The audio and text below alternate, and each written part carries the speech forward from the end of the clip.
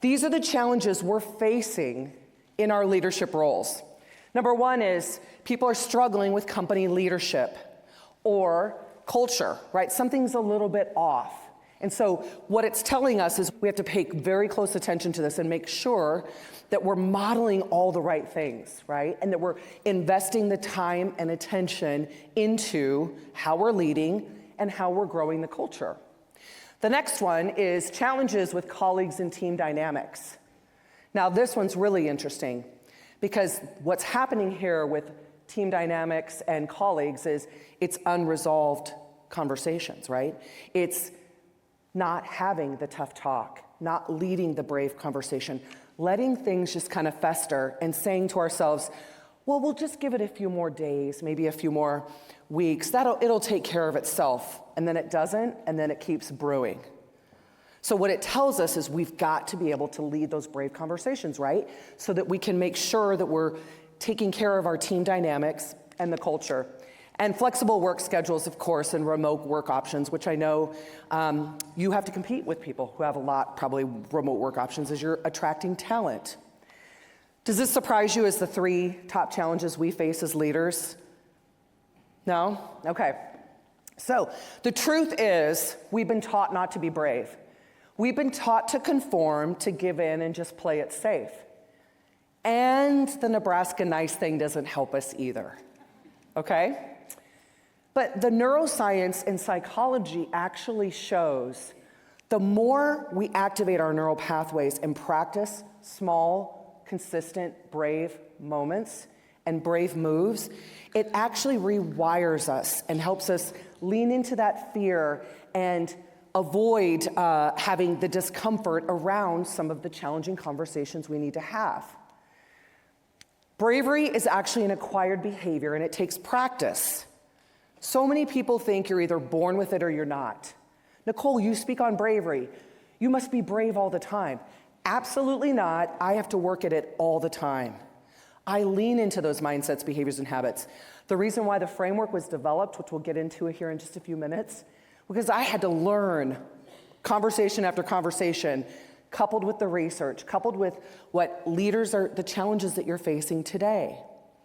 So this is like a muscle for us, and it's something we have to practice. So I want you to think about what's one thing you enjoy that you love doing for yourself outside of work. Think of like a hobby or something you do just for you. Raise your hand for me. I'd love to get a few ideas out here. Yes? Bike riding. Bike riding, good. Reading. Who else? Yes? Kayaking, that's good. Ooh, work at a food pantry, good. I was giving a similar but different talk in LA to a group of amazing business owners. And this 60-year-old woman who was so beautiful jumped up and was like, Nicole. And I was like, what? And she goes, I club.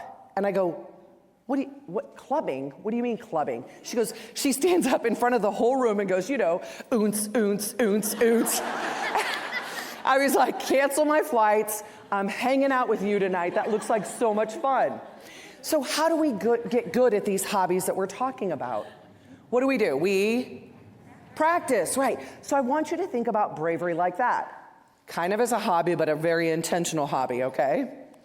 So I want you to think about what is a challenge you face in having tough conversations? What's a challenge you face in having tough conversations? So I want to hear from a few of you. What's coming up for you? You're worried Offending people. You're worried about offending people, right? Is what I'm going to say help the relationship, or maybe it will hurt the relationship, right? What's another one? worried that you look like you don't know what you're talking about. Worried that you don't know what you're talking about. Yes. The confidence level. Yes. And I'll tell you, what's so interesting about that is when we speak, and I'm not saying you do, when we speak off the cuff, we just jump into the conversation without any prep, we're actually 37% less confident when we do that. Isn't that interesting? So that hurts us when we don't do that preparation. I heard another one right over here somewhere. How's my tone? Oh yeah. Why? Because we're so fueled with emotion, they're fueled with emotion, and is the message I'm about to deliver gonna have the intention I want it to, right? Well, here's the deal. You're not alone. Take a look. Here are the top ones that we see on a regular basis. So the silence one makes me laugh because it's like, okay, I'm going to start the tough conversation, and then they just go silent on me. And it's like, how do we learn to trust silence? Moments of silence for us to process and think about what's going to happen next.